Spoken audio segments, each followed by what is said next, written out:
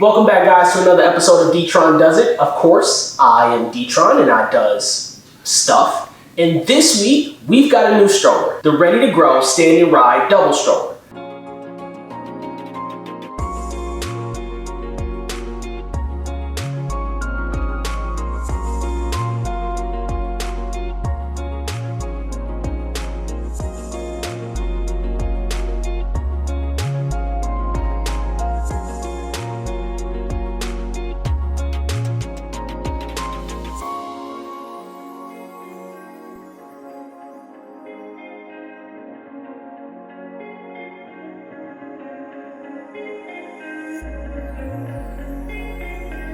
What we're going to do today is go over sort of how to put it together. We're not going to go super in depth about the steps because everything is click into place and it's pretty easy to do.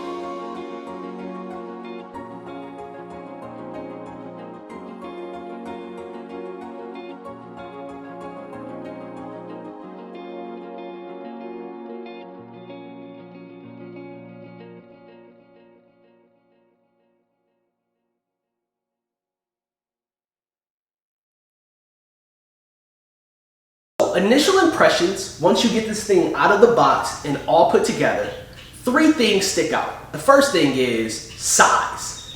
This thing is big. It's wide, it's long. That could be a problem. Now, if you're going to Walmart or Target, not so much. They have larger aisles. You'll be able to get through those just fine. But ladies, if you're going to Ulta, or fellas, if you're taking the boys over to Carter's, getting this thing through some of those smaller aisles may be a problem.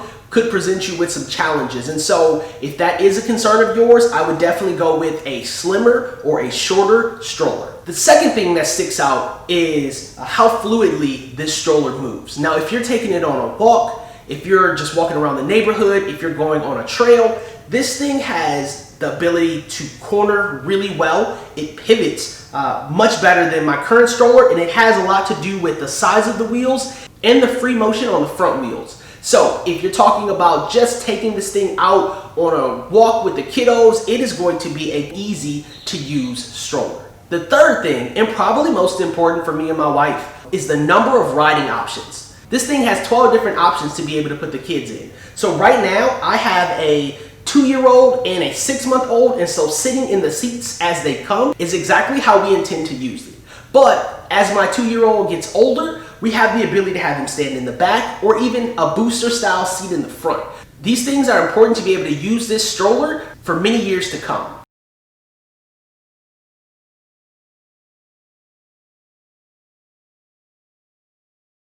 So one of the features that I wanted to show you is how to lower the car seat. It's a pretty simple process, but first, let's condense and push down our covers, and then from your handle, you're going to push the lever and twist, and then lift forward.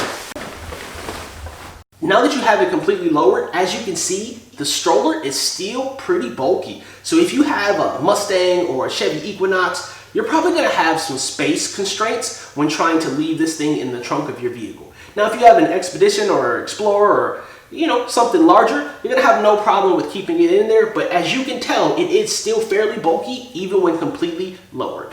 So to raise the stroller, you'll just pull this latch back, pull up on the handle, and it snaps back into place. I mentioned that this thing can pivot and turn really easily. That is, if you leave this unlocked, your wheel will do a complete turn. There is a gray lever on the back. You just slide it into place and it no longer allows that wheel to do a full turn, only goes straight. That's one of the features that'll help you with keeping this thing steady if you've got a kid in the front who decides that he wants to jerk and move and swing around, sort of like mine.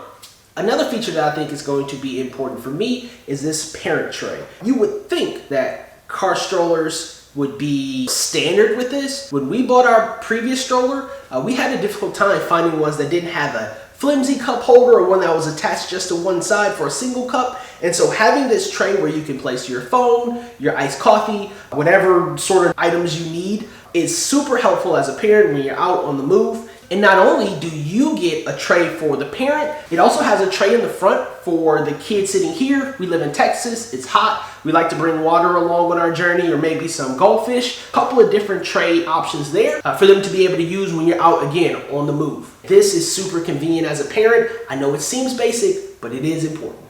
So when you're out at your Walmarts or your Target and you don't want to get an extra cart when you already have a large stroller, here's another cool feature about this stroller. You can snap off the sitting tray and now you can use the bottom portion of your stroller as your shopping cart. So this opening is definitely large enough for you to be able to put cereal boxes and your diaper bag without having to squeeze it. While this bar is here to help with snapping your seat in or different options for the stroller, it definitely doesn't get in the way of still being able to utilize this compartment below.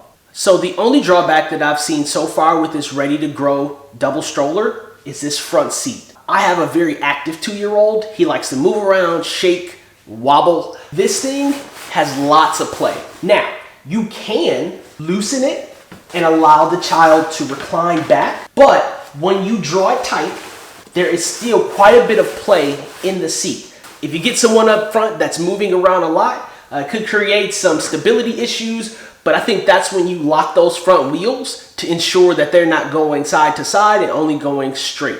All right, guys, so that's the stroller. I hope this video helped with how to put it together a little bit or making a decision on this particular model. If it did, put a thumbs up down below in the comments. I really appreciate it, and as always, please like, share, subscribe, hit that notifications button. And if you decide not to, well, I won't even be mad. Till next time, guys, peace.